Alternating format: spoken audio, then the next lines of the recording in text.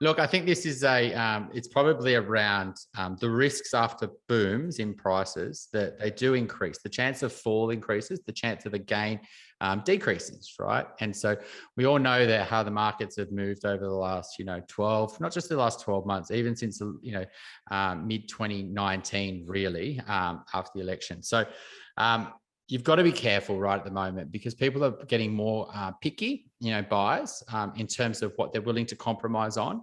And they're not got the FOMO they had in the market last year. So they're not willing to pay the same amount of money as they were last year in the height of the boom just to get in for things that are compromised. Okay. So things that are on busy roads, things that are dark, got privacy issues, things that are noisy, things that are, surrounded by other houses or could have development potential, etc. So things that are compromised are at high prices because of the FOMO in the market last year.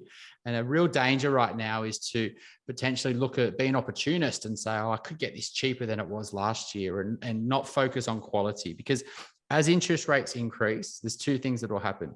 People's ability to take on more debt will increase, borrowing capacities fall.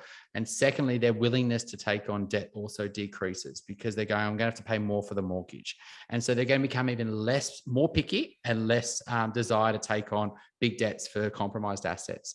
Whereas if a property ticks all the boxes, it's on a great street, it's got a great aspect, it's a great place to, live long term. A, there's very few of those because stocks are always really low, those properties. And B, people are like, well, I'm willing to take on this debt, even though interest rates are 3% or even though interest rates are 4%, because I need a family home and I want to live there long term, etc. So you've got to stick to quality right now, just after booms, because if there is a tightening or a global credit crisis or something like that, the compromised properties get smashed. This is what we saw in the 2018 downturn, is they might fall a lot more than the quality assets. So the other question we get is at the moment is, oh, I can't buy that because that's what went up a lot last year. So I'm not going to buy a quality asset. Because they went up so much last year. Well, that's actually the definition of why you should be buying those assets, because they're the things that will hold their value long-term because they're quality and will actually go up the most. So don't go, I can't buy the quality because they're up too expensive. Actually, no, the solution isn't going buying a cheap, poor asset.